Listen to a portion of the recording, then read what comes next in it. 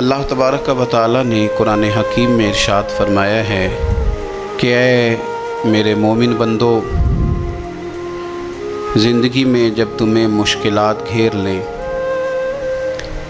آزمائشیں چاروں طرف سے تمہارا گھیراؤ کریں، تو اس موقع پر اگر تم چاہو کہ کوئی چیز تمہاری مددگار بن جائے تو پھر تم نے اس طرح کرنا ہے کہ صبر اور نماز سے مدد طلب کر لینی۔ یا ایھا الذین آمنوا استعینوا بالصبر والصلاۃ، اے ایمان والو صبر اور نماز سے استعانت کرو، مدد مانگو۔ ان اللہ مع الصابرین، بے شک اللہ صبر کرنے والوں کے ساتھ ہے۔ صبر اور نماز سے تم مدد طلب کرو، مدد مانگو، اللہ صبر کرنے والوں کے ساتھ ہے۔ ایسا نہیں ہو سکتا کہ زندگی میں انسان کو مشکل نہ آئے، یہ ممکن نہیں۔ لیکن ہوتا یہ ہے کہ لوگ مشکلات کے آنے پر اس طرح کا رویہ اپناتے ہیں کہ مشکلات بڑھ جاتی ہیں۔ مشکل کے آنے پر جو آدمی بیمار ہو گیا تو اس نے مشکل کو اور مشکل بنا لیا۔ کسی شخص نے بڑے سخت لب و لہجے کے ساتھ آپ کے ساتھ گفتگو کی اور آپ نے جب اپنا بلڈ پریشر بہت ہائی کر کے اس کو جواب دیا تو آپ نے اس مشکل کو اور زیادہ بڑھا لیا۔ اگر زندگی میں صبر آ جائے، حوصلہ آ جائے اور انسان کو یہ بات نصیب ہو جائے کہ اس نے جو کام کرنا ہے صبر کے ساتھ کرنا ہے، تو اس دنیا کے اندر سفر کرنے کے لیے، زندگی گزارنے کے لیے جو بہترین سواری ہے وہ صبر ہے۔ یہ ایک بہترین سواری ہے۔ میرے نبی کریم صلی اللہ تعالیٰ علیہ وسلم نے ارشاد فرمایا کہ جب اللہ تعالیٰ قیامت کے دن صبر کرنے والوں کو جزا دے گا نا، اور اللہ تبارک و تعالیٰ انہیں اپنے انعامات سے نوازے گا، تو فرمایا جن لوگوں نے دنیا میں سکھ اٹھائے ہوں گے نا، بہت زیادہ زندگی آسانی میں گزاری ہوں گی، وہ بھی صبر کرنے والوں کا انعام دیکھ کر خواہش کریں گے کہ کاش ہمارے جسم لوہے کی کینچیوں سے کاٹ دیے جاتے، تو آج ہمیں بھی یہ والا اجر ملتا جو ان صابرین کو دیا جا رہا ہے۔ بڑی طبیعتوں میں جلد بازی، آہستہ آہستہ تلخی، اور چونکہ یہ تیز لوگوں کا زمانہ ہے تو بہت سارے لوگ جب تیزی دکھاتے ہیں، زندگی میں حوصلہ نہیں ہوتا، تو وہ کئی دفعہ نہ بیچارے اپنی ہی تیزی میں الجھ جاتے ہیں۔ کچھ دوست کئی دفعہ آ کے پوچھتے ہیں، کہتے ہیں بڑی مشکل ہے، بڑی مشکل ہے، تو آپ بتائیں کہ کیا کریں؟ تو میں کہا کرتا ہوں کہ آج کل جو مشکلات ہیں نا، آپ نے یہ مہربانی فرمانی ہے کہ کوئی نیا پروگرام نہیں بنانا، کوئی نئی اسکیم نہیں لڑانی مشکل سے نکلنے کے لیے۔ ایسا نہ ہو کہ آپ اور مشکل میں الجھ جائیں۔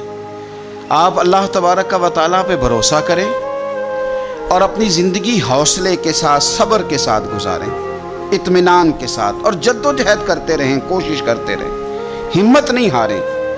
ایک وقت لگتا ہے، ایک ٹائم لگتا ہے۔ اگر اللہ کے پیارے حبیب صلی اللہ علیہ وسلم کو انقلاب برپا کرتے 23 سال لگ گئے، تو آپ کو کیا جلدی ہے؟ تھوڑا سا آپ وقت دیں، تھوڑا سا آپ رکیں، تھوڑا سا صبر کریں۔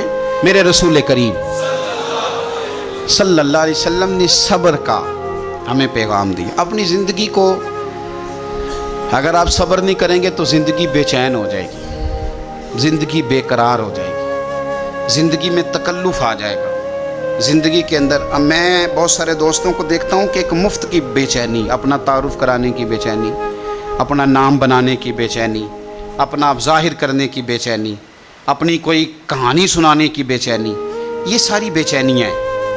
آپ کچھ کام کریں زندگی میں اور حوصلے کے ساتھ کریں، اور پھر تھوڑا ٹائم دیں۔ ایک وقت آئے گا رب کریم آپ کو خود ہی عزت عطا فرما دے گا، اللہ تعالیٰ خود ہی آپ کو شہرت بھی عطا کر دے۔ آپ کو کہیں منظور نظر ہونا ہے، فرنٹ سیٹ پہ آنا ہے تو ٹائم لگے گا۔ کچھ کر کے آئیں گے تو آپ کو بھی مزہ آئے گا، کچھ کر کے آئیں گے تو آپ کو بھی پتہ چلے گا کہ نہیں میں کسی وجہ سے آیا ہوں۔ بلا وجہ آ جاؤ گے تو بلا وجہ جو کرسی مل جاتی ہے وہ بلا وجہ چھین بھی جاتی ہے، تو کسی وجہ سے ملتی ہے تو پھر اللہ تعالیٰ اسے دوام بھی دیتا ہے۔ اپنی زندگی میں حوصلہ، صبر۔ میرے نبی کریم صلی اللہ علیہ وسلم نے فرمایا میرا رب کریم جب کسی کو بیمار کرتا ہے نا تو پھر اللہ فرشتوں کو بھیجتا ہے فرماتا جب پتہ کر کے آؤ کسی سے میری شکایت تو نہیں کر رہا. تو فرشتے جا کے عرض کرتے ہیں مالک اس کے پاس تو جو بھی آیا نا اس نے یہی کہا کہ الحمدللہ جس حال میں اللہ نے رکھا ہے میں راضی ہوں. اس نے تیری شکایت نہیں کی, اس نے تیری رضا پہ اس بیماری کو تیری طرف سے آزمائش سمجھ کے قبول کیا. میرے نبی کریم علیہ الصلاۃ والسلام فرمانے لگے, رب فرماتے فرشتوں گواہ ہو جاؤ, اگر میں اسے اس بیماری سے شفا دوں گا تو جو اس کے پاس خون ہے اس سے بہتر خون اسے عطا کروں گا, اور جو اس کے پاس گوشت ہے اس سے بہتر اسے گوشت عطا کروں گا, اور اگر میں اسے اس بیماری میں وفات دوں گا تو پھر میں اسے جنت عطا کروں گا. اگر شفا دوں گا تو بہترین شفا دوں گا, اور اگر وفات دوں گا تو پھر جنت دوں گا. جب آپ حوصلے کے ساتھ چیزوں کو قبول کرتے ہیں, جب آپ کی طبیعت کے اندر صبر چھلکتا ہے, جب آپ کو محسوس ہوتا ہے کہ اب ہم کچھ تو حوصلہ تیزی کے ساتھ لوگوں کے اندر سے حوصلہ رخصت ہوا ہے. اور میں دیکھتا ہوں کہ شکایتیں, شکوے, پریشانیاں, اور ہر بات میں لوگ یہ کہتے ہیں کہ جناب بڑی بری حالت ہے, پتہ نہیں کیا بننے والا ہے, جلدی سے کوئی معاملات ٹھیک ہو جائیں. اور بعض سنگی اس طرح کی باتیں بھی کرتے ہیں, وہ کہتے ہیں جناب میں تو نمازیں بھی 5 پڑھتا ہوں, میں تو روزانہ سویرے قرآن پاک بھی پڑھتا ہوں. تو میں اکثر پوچھتا ہوں کہ آپ قرآن پاک اس لیے پڑھتے ہیں کہ آپ کی دکان زیادہ چلے, کہ یہ اس لیے پڑھتے ہیں کہ اللہ راضی ہو جائے؟ آپ یہ تو دیکھیں کہ آپ عبادت کر رہے ہیں کہ تجارت کر رہے ہیں. ٹھیک ہے عبادت سے تلاوت سے رزق میں برکت ہوتی ہے, پر مقصود برکت نہیں, مقصود تو اللہ کو راضی کرنا ہے. تو ہم بڑی ساری جگہوں پر جلد باز ہیں. دیکھو اللہ تبارک و تعالیٰ نے ہر چیز کا ایک وقت مقرر کیا ہوا ہے, اور اپنے وقت پر وہ چیز انسان کو نصیب ہو جاتی. اگر آپ کے مزاج میں تحمل ہو, اگر آپ کی آج ٹانگ خدا نخواستہ کسی کی ٹانگ فریکچر ہو جاتی ہے تو کوئی ٹیکہ ایسا نہیں بنا کہ ابھی لگے گا اور 20 منٹ کے بعد آپ اٹھ کے چلنے لگ جائیں گے. ایسا ہو سکتا نہیں. آپ کو آپریٹ کرانا ہے, 1 مہینہ دینا ہے, دوائی کھانی ہے, پٹیاں کرانی ہیں, وہ اپنے وقت پہ جا کے ٹھیک ہوگی. پھر بھی آپ کو نارمل چلنے پھرنے کے لیے ٹائم دینا پڑے گا. کوئی بھی چیز ہے وہ ٹائم لیتی ہے, ہمیں جلدی بڑی ہے.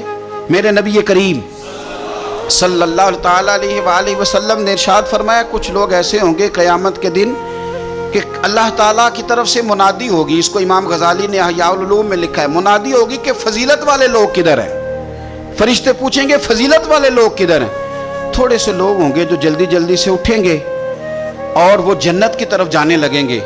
تو فرشتے ان سے پوچھیں گے بھئی تم فضیلت والے بھی ہو اور جلدی جلدی جنت میں جا رہے ہو, تو بتاؤ تو صحیح تم اصل میں ہو کون؟ تو وہ کہیں گے ہم وہ لوگ ہیں جن پر ظلم کیا جاتا تھا تو ہم صبر کرتے تھے, اور اگر کوئی تکلیف دیتا تھا تو ہم اسے معاف کر دیتے تھے, اور اگر کوئی جہالت کرتا تھا تو ہم جواب میں بردباری کرتے تھے. بس اس کی برکت سے اللہ نے فضیلت والے بھی بنا دیا ہے اور جنت بھی عطا کی جا رہی ہے. تو اگر آپ میں نہ درگزر ہے نہ حوصلہ ہے, دیکھیں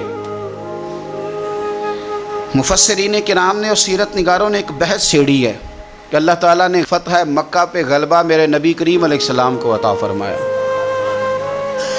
مفسرین کہتے ہیں کہ بتاؤ اگر غلبہ اہل مکہ کو ہوتا تو پھر وہ کیا کرتے؟ اگر خدا نہ خواستہ ان کی طرف معاملات جاتے تو کیا حال ہوتا؟ اب حضور آئے ہیں مکہ مکرمہ کے اندر فاتح بن کے.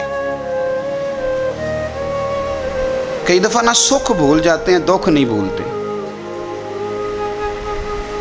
کسی کمرے سے آپ ڈر گئے ہو نا کسی وقت, تو آپ دوبارہ جب بھی اس کمرے میں جائیں وہ ایک چھوٹا سا خوف ضرور محسوس ہوتا ہے. کسی بندے نے تلخ بات کی ہو نا تو وہ پوری طرح بندہ اس کو بھلا نہیں سکتا, کبھی نہ کبھی وہ بات دوبارہ یاد, وہ بندہ سامنے آئے یا وہ مقام ہی سامنے آئے.